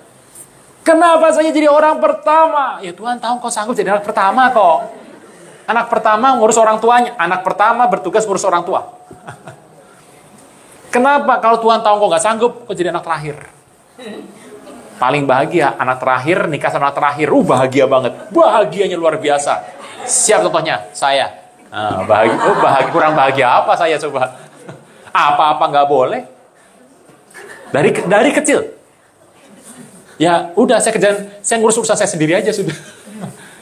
Kakak saya ngurus semuanya. Oh enggak, saya ngurus. Kakak dia semua yang ngurus. Jadi saya cuma ngikutin aja. Ngikuti aja, orang tua mau kemana ya ikuti aja. Bapak Ibu, kalau Anda memang tidak jadi anak pertama, jadi anak terakhir. Anak pertama, kebanggaan papa. Anak terakhir, kesayangan mama. Anak tengah, layang-layang. Ya, mau gimana? Ya sudahlah. Berasa ya, ada yang berasa. Aduh, ada yang berasa. Waduh. Itu 3 tuh. 4. Anda orang Kristen itu kadang-kadang ada masalah dengan ras. Saya harus beritahu. Anda boleh ngasih warna rambut Anda boleh kasih warna kulit Anda merah, biru, hijau, kuning. Tapi Anda nggak bisa ngerubah ras Anda. Anda sudah lahir di situ. Berarti Tuhan tahu Anda harus jadi berkat di sana. Kesalahanmu adalah waktu engkau lahir di situ, engkau menyerap budaya dan kekurangannya dalam diri Anda. Engkau nggak harus menyerap itu. Engkau bisa lahir di sana, jadi berkat di sana. Engkau menyerap budaya dan kelebihannya. Kau menyerap kekurangannya, rusak semuanya. 4 ya. 5. Bapak Ibu, gini. Orang kalau bisa milih orang tua, wah nyampur dong, yang bagus-bagus campur-campur dong. Yang campur, ini nikah sama ini, wah campur jadi aduk. Kalau orang tua bisa milih Anda, nggak akan milih Anda juga. Nah iya tong, apa yang milih Anda? Milih aja yang lain, bisa nyampur-nyampur juga. Kita itu lahir, Bapak Ibu, Anda lahir muka bumi, Anda nggak bisa milih orang tua. Orang tua itu Tuhan tentukan jadi orang tua Anda. Ya sudah. Kalau Tuhan tahu dia nggak bagus ngurus Anda akan diadopsi orang lain. Akan dipelihara orang lain. Tetapi yang namanya ayah dan ibu adalah merupakan hal yang Anda nggak bisa ubah. Hari ini ngomong-ngomong aja. Kalau Anda belum pakai nama ayah di belakang nama Anda kasih nama Anda. Nggak perlu ke hakim, nggak perlu. Ke pengadilan nggak perlu. Mahal sudah. Anda tambahkan nama ayah Anda di belakang. Gitu. Kan sama saya kan Aruna Wirjolukito. Kalau saya orang Timur Tengah, Aruna bin Wirjolukito. Wirjolukito bin. Itu ada bin ibnu ben artinya apa? Family builder, pembangun rumah tangga. Anda tahu itu ya. Jadi itu adalah merupakan keharusan daripada Tuhan. Anda terima saja. Anda repot-repot ya susah nanti. 6. Talenta. Nah itu tadi. Nih talenta nih. Talenta. Anda terima, saya nggak bisa nyanyi seperti dia, Pak. Saya ini bulu perindu, Pak. Dia perinding. Mau gimana? Ada beda antara jago karena talenta sama Anda belajar. Beda, udah gitu aja. Orang punya talenta lebih cepat, lebih mampu. Bisa belajar nggak? Bisa, tapi butuh tenaga lebih besar. Gitu ya. Butuh dana lebih besar. Nah, Bapak Ibu harus mengerti ini sebagai sebuah anugerah Tuhan. Pak, saya tuh mau talenta itu. Engkau punyanya apa? Kau punya yang kecil ini, kerjakan yang ini. Banyak orang talenta saja mau nyebrang. Kalau engkau dikasih talenta, kau kerjakan. Kok saya dulu nggak bisa nyanyi, sekarang bisa nyanyi ya? Nanti Tuhan buka kecil-kecil lagi. Suplemen Tuhan buka. Tapi nggak akan jadi utama. Utamanya adalah talentamu. Gitu. Terimanya sebagai sebuah kebenaran. Nomor berapa tuh? Bapak Ibu, ya berapalah. Anda nggak bisa nolak dalam hidup Anda. Anda semakin lama makin tua. Makin tua atau makin lama? Anda makin lama makin tua. Ya Anda terima sebagai sebuah kebenaran. Anda mau gobrot alpukat nih mukanya, wah, toko buah. Wah. Bapak Ibu, saya ini sekarang penampilan begini. Ini baru kali ini. Nih loh, nih. Tadinya putih hitam. Ini aja masih ya, hitam masih nih. Tapi oke lah, pakai kaos lah. Pakai ini, pakai sepatu Keds. Yang saya tidak pernah pakai dalam ibadah sebelum pandemi. Kenapa? Ya ini gara-garanya nih, gara-gara biar dengar sekalian yang ini. Saya ibadah, ini habis pandemi tahun ini saya ibadah. Pas saya datang, kaget saya. Saya pakai jas kerapian loh, rapi. Itu gembalanya aja pakai tangan pendek, bajunya keluar. Keds. Itu pengerjanya pakai kaos oblong semua. Waduh, saya pakai rapi. Wah, rusak nih hari ini rusak. Rusak udah. Memang saya mengerti sejak pandemi dunia berubah. Ada perubahan yang kita nggak pernah keluar dari mulut kita. Saya melihat gembala saya juga sudah berjamaah kudus. Dulu kan rapi, dia pakai Keds. Gembala saya sudah pakai jaket. Oh, saya tahu. Zaman sudah berubah. Zaman sudah berubah. Ya, saya berubah, ngikuti separuh saja lah, sudah. Nggak akan semua. Bapak Ibu, menjadi tua. Wajah ke atas ini. Anda bisa tahan sebagai penuaan dini. Tapi nggak bisa. Pada usia 80 tahun, nona muda, ya toh, itu adalah mantan juara dari Miss Universe umur 80 tahun. Ya, bagaimanapun 80 tahun nggak bisa enak kita lihat ya. Udah lain bentuknya ya. Kita cuma lihat ya sebagai dia baik, orangnya indah, tapi kita tahu bahwa tidak mungkin kembali waktu dia muda lagi, gitu loh. Anda terima saja, makin lama makin tua, gitu. Berikutnya, masa lalu Anda. Dulu, nanti sudah dulu. Sekarang nih apa? Anda boleh memorize. Yang dulu Anda boleh memorize. Tapi Anda harus mengerti, engkau menghidupi hidup yang sekarang kok. Bukan yang dulu kok. Udah berapa tuh? 9. Nah, tadi 99 gimana nih? Oh, 9. 1, jenis kelamin. 2, 3, 4, 5, 6, 7, saudara. Anda bisa milih teman. Yang bagus ada ambil, yang jelek jangan ambil. Anda bisa milih saudara. Kakak saya Pak, dia minta itu apa warisan, dia ambil semuanya dasar. Mau gimana? Itu saudara Anda. Saudara adalah keluarga, teman yang Tuhan tentukan dalam hidup Anda. Anda suka nggak suka, udah itu. Mau gimana? Mau diapakan coba? Saudara, kok mau diapakan? Anda nggak bisa. Bapak Ibu, Anda kan habis waktu kalau urusin ini. Anda ambil sebagai sebuah take it for granted. Udah gitu aja. Ambil satu. Udah ambil aja. Anda nggak bisa ngomong apa-apa kok. Anda lakukan sebagai keluarga, Anda bertindak sebagai seharusnya. Di luar itu Anda nggak bisa buat apa-apa. 10. Tuhan. Engkau nggak bisa milih Tuhan. Tuhan yang milih engkau. Udah. Jadi aman, udah. Terus sepakat ya. Anda pikir baik-baik. 10 hal ini singkirkan. Kadang-kadang nyingkir baru 8,5. Oke. 9. Oke. Gitu ya. Dalam hidup saya masih ada pergulatan-pergulatan di mana saya ingin ini kalau bisa jangan, nggak bisa. Akan terjadi kok. Gitu ya. Geser pelan-pelan. Saya tuh kadang-kadang berpikir, ini kalau nambah Tuhan nggak datang nih. 10 tahun lagi, 20 tahun, 30 tahun, Tuhan belum datang. Lah saya ini apa masih kuat kayak begini saya tanya. Tapi saya berpikir, oh saya menolak jadi tua. Ini salah ini saya bilang. Nah, ke Bapak Ibu ya. Anda harus bertanya mengenai apa yang dalam hidup Anda. Jangan injek 10 hal itu. Saya berkata, kalau 30 tahun lagi, apakah aku masih seperti dulu waktu muda? Oh, saya tahu. Itu berarti menolak tua, orang kayak begini. Gitu ya. Saya akan berkembang menjadi pelayan Tuhan seusia saya hidup. Dan kalau doa, Anda harus ngerti Bapak Ibu. Anda usia 70 tahun. Sakit jantung. Tuhan, aku mau sembuh. Berikan usia jantung 20 tahun. Waduh, lah kawin lagi tuh 20 tahun. Jantung 20 tahun di usia 70 tahun. Wah, ngeri Bapak Ibu. Ngeri. Itu keluarganya stres semuanya.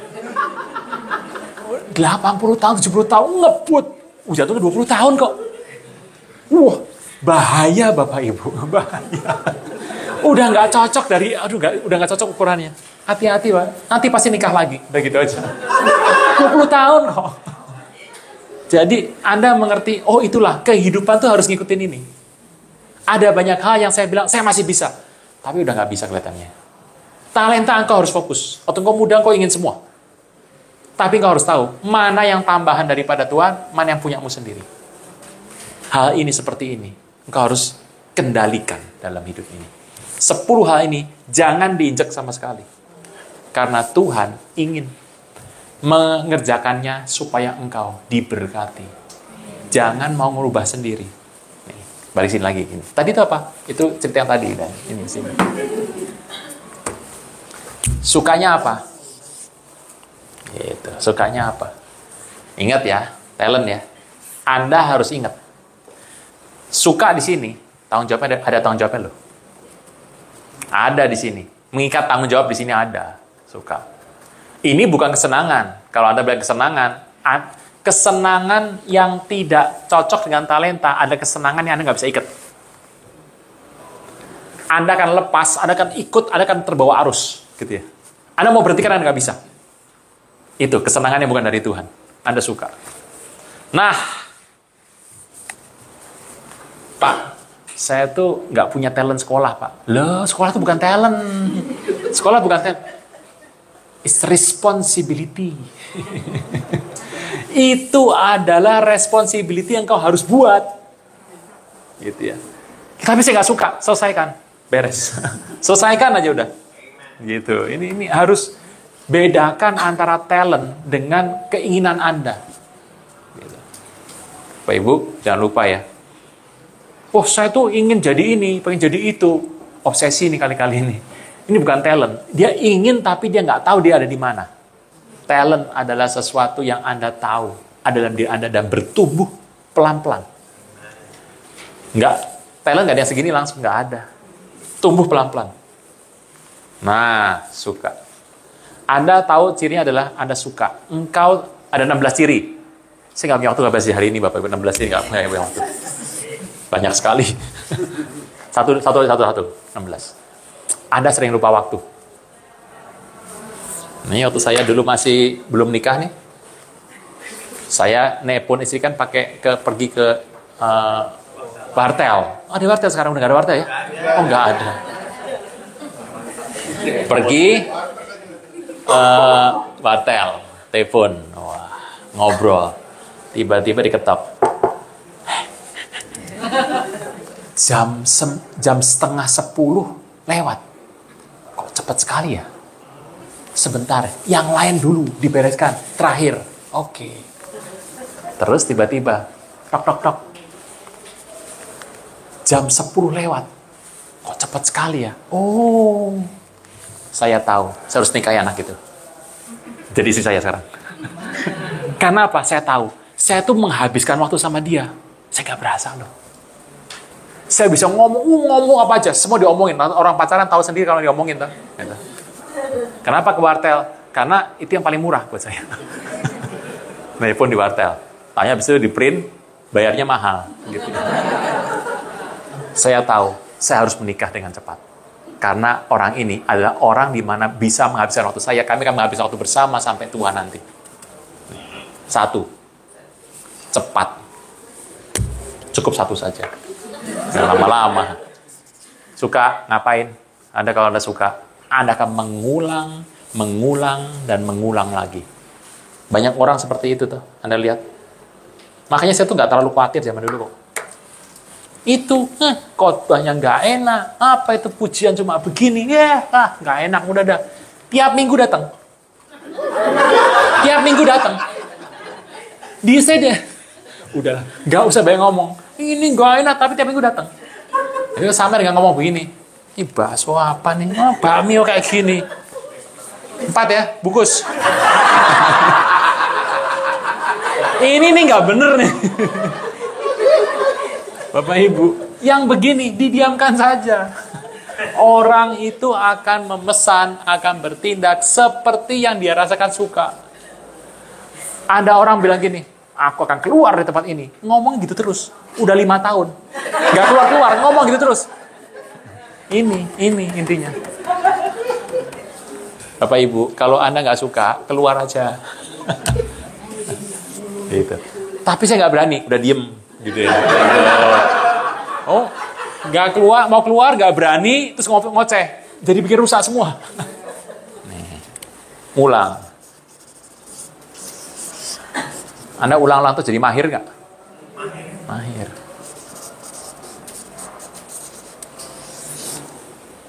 Mahir. Anda mahir, that's your talent. Talent, Anda mahir. Ini berkembang karena begini.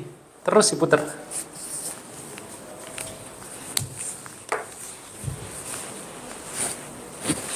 Penyanyi-penyanyi pulang. Ada yang mengatakan, Anda bisa 5.000, Anda sudah master. 8.000 top. Gitu ya. Anda latih 8.000 jam, main gitar 8.000 jam. Sendiri 8.000 jam. Pasti jago, gitu aja. Pasti jago. Tapi saya cuma bisa 8.000 jam. Serius 8.000 ya, pasti jago. Anda ulang terus. Nah, proses ini loh yang membentuk Anda nanti kelak Anda akan melakukan bersama dengan Tuhan. Bapak Ibu ngerti ini ya? Bersama dengan Tuhan akan bentuk ini. Nah, dari cerita ini Anda mengerti. Oh, Tuhan tuh ternyata kepada Adam berbicara hal yang besar sekali. Waktu engkau mengerjakan, engkau sedang membangun dalam dirimu dedikasi. Engkau membangun loyalitas, membangun kreativitas, membangun tenggang rasa. Dibangun dalam diri Adam, waktu Adam bekerja. Padahal Adam cuma mengerjakan tanah aja tuh.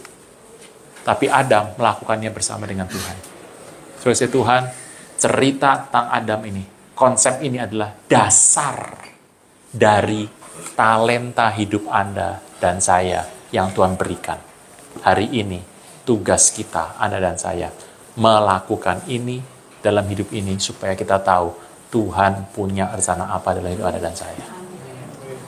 Bapak Ibu, tanya jawab ya. Wah, jam 8 ya.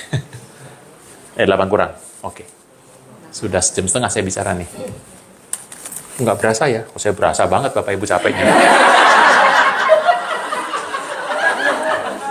Oke, sementara perubahan pelajaran Anda yang Anda dapat dari perubahan-perubahan ini, Anda bisa lihat bahwa Anda mengerti bahwa Alkitab itu sebetulnya sangat kaya. Anda akan mengerti bagaimana Alkitab itu bekerja, dan luar biasanya 5 kitab ini adalah 5 kitab yang Tuhan berikan kepada Musa. Kitabnya memang ada banyak rahasia. Kitab ini hanya berbicara semua kekayaan alam di muka bumi. Tuhan ceritakan dalam 5 kitab ini yang mengacu kepada Mesias akan datang kembali. Masalahnya, Mesias sudah datang. Dan Mesias jadi Raja Anda dan saya. Jadi sekarang Anda tinggal mempelajari bagaimana Mesias akan bekerja. Kalau Anda dapat yang ini, cerita akhir zaman, aman. Aman semuanya. Anda akan mengerjakan ini dengan takut akan Tuhan. Terpujilah nama Tuhan. Oke, Bapak Ibu. Saya tepuk tangan dulu, ini mau tanya jawab dulu. Oke, thank you. Ya, silakan. Tanya lagi, Israel sama Palestina gimana, Pak? Waduh.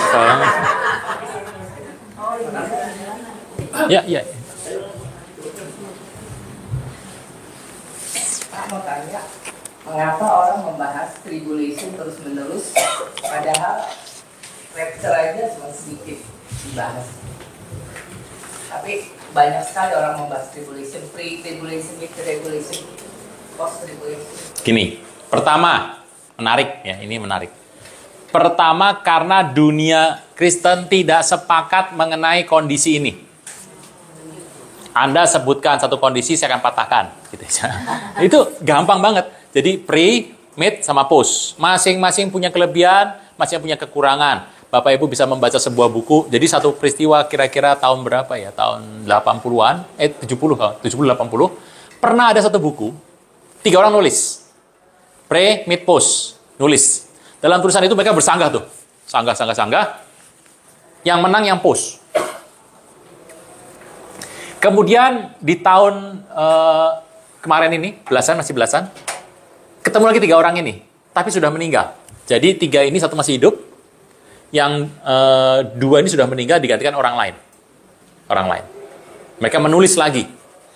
Cerita yang sama, ditulis lagi. Dengan pola yang berpikir sudah berubah. Hasilnya, yang menang post. Post yang menang. Bapak Ibu harus mengerti. Post itu adalah konsep isi Alkitab. Bapak Ibu, Anda harus ngerti, ini post Alkitab. Tapi ingat, cerita soal ini, itu harus ada bedanya. Bahwa cerita mengenai mid dan pre itu ditulis sebagai masukan, gitu ya. Zaman berubah, tapi konsep Anda bekerja itu paling mirip katanya post. Jadi ada 47 ayat bicara mengenai perubahan-perubahan alam-alam, mengenai alam semesta alam ini. 47, dari 47 itu sekitar 30 lebih adalah post, gitu. Apa masih benar? Belum semuanya benar loh. Masih ada beberapa hal yang masuk. Nah, kenapa hal itu menarik? Bapak Ibu, Anda boleh menghadiri acara akhir zaman dimanapun, oleh siapapun yang mengaku dirinya sama Tuhan. Betty, beda tipis lah, 11-12. Ya. Saya beritahu Bapak Ibu, Anda tidak akan pernah tahu cerita kapan rapture. Ya, itu aja. Jadi, itu harusnya dibahas. Enggak, Bapak setuju pembahasan? Setuju, bahas aja. Karena itu Tuhan tuh akan membawa semua cerita. Bapak Ibu Anda harus ngerti bahwa saya sudah bahkan akhir zaman dari tahun 92 saya suka akhir zaman.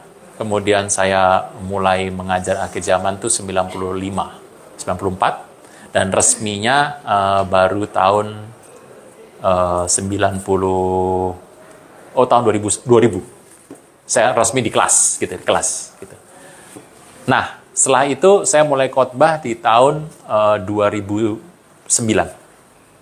sampai hari ini. Dan waktu saya mendengar ini, saya mengerti kok.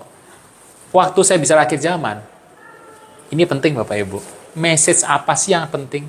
Message-nya tuh cuma ini akhir zaman, akhir zaman. Saya tuh menunggu bukan ininya. Yang Tuhan jamah itu loh yang denger. Yang dengar kan ada orang yang di jamah Tuhan tuh, plek.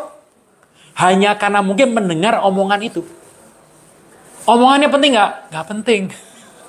Saya tuh bicara akhir zaman, orang dengar ada yang, terlalu berat Pak, kan ada yang bilang gitu ya. Ini tuh terlalu panjang Pak. Nggak peduli Bapak Ibu. Karena yang saya tunggu bukan itunya. Yang saya tunggu adalah bagaimana Tuhan menjamah orang itu. Karena Tuhan bisa menjamah banyak orang. Nah, itu unik. Dalam ada yang jamah lagi mimpi, ada lagi tidur di jamah, ada lagi di ibadah di jamah. Saya mendengar saksian-saksian ini banyak sekali.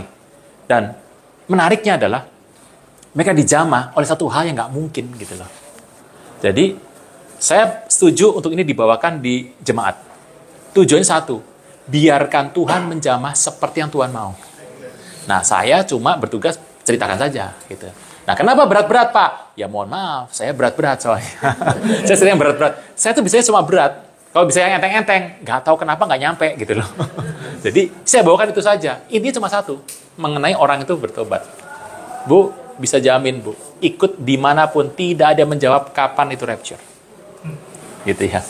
Jadi saya mengerti bahwa hari ini kita semua tahu, sudah akhir zaman sudah dekat. Nah, poin itu yang kami tuju, gitu ya. Bahwa orang-orang harus sudah ngeh bahwa ini sudah akhir zaman. Gitu.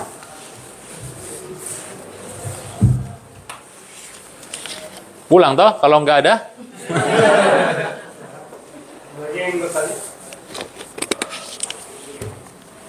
Oke. Oh, Ibu ya. Ya. Tadi kan Bapak ngomong tentang anak kedua, tadi layang-layang. Ya, layang-layang. Saya kebetulan anak kedua dari. Wah, sayang anak kedua. Rasanya kayak layang-layang, Pak. Penjelasannya gimana? Anak tengah. Iya, tengah. Yaitu apa? Bercanda itu. Bu, ada anak 5, ada anak 6, anak 7. Masing-masing keluarga punya aturan. Masing-masing keluarga juga ada yang tidak tahu aturannya. Ini kalau saya bilang Pak Jo harus undang ahli psikologi. Anak pertama punya kesulitan, anak kedua punya kesulitan, anak ketengah punya kesulitan, anak terakhir punya kesulitan, anak tunggal kesulitannya banyak sekali. Masing-masing punya kesulitan masing-masing. Ya, jadi masing-masing Bapak Ibu. Kalau gitu psikolog penting nggak? Bapak Ibu gini, dunia ada itu untuk membantu. Jadi ada yang bilang, oh dokter nggak penting, psikolog nggak penting. Wah nggak bisa Bapak Ibu. Kita jadi berbagai macam profesi kita. Itu saling membantu. Gitu. Jadi Anda lakukan aja seperti biasa, Anda dapatkan itu, tapi Tuhan yang utama. Gitu. Oke? Ya sudah lemas semua. Gitu.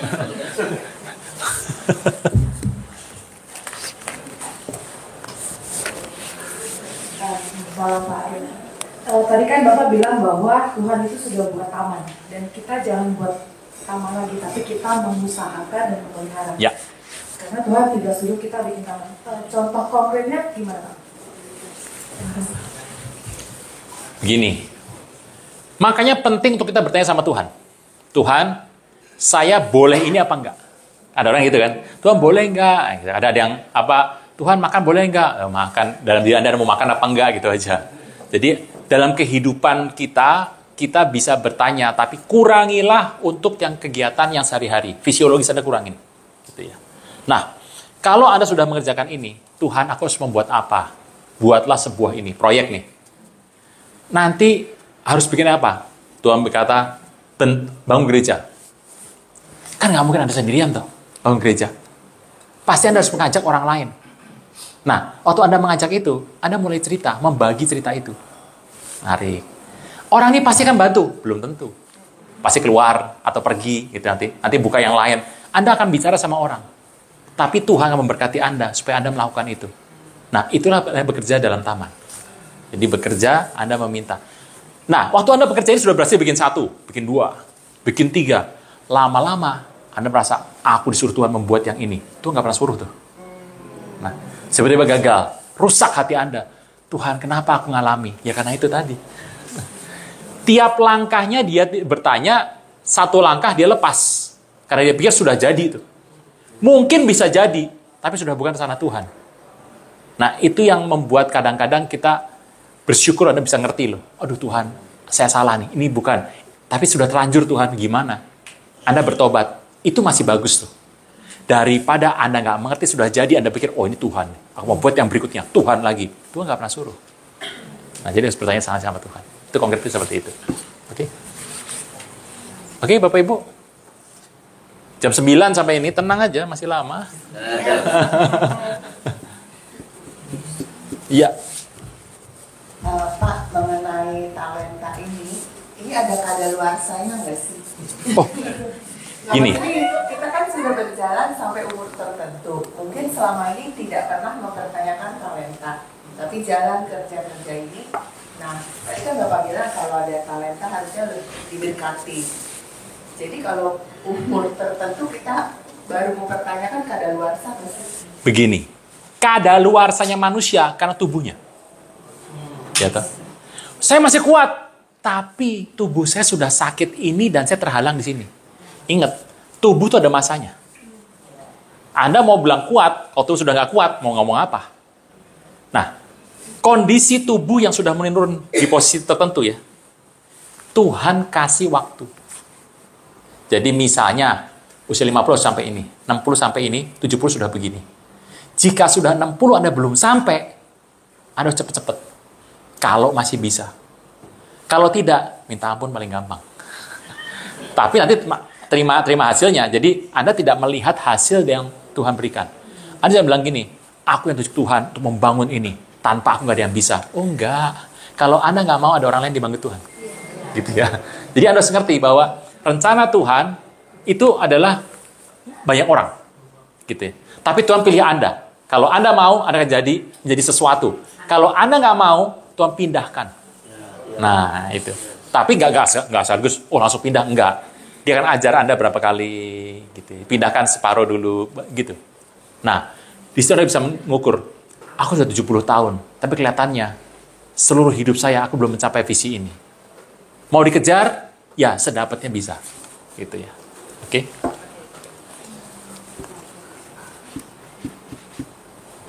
Oke? So far so good? So good so far. Oke. Pulang ya Bapak Ibu. Oke, Pak Jo akan memberikan kata-kata untuk yang penting bagi kita semua.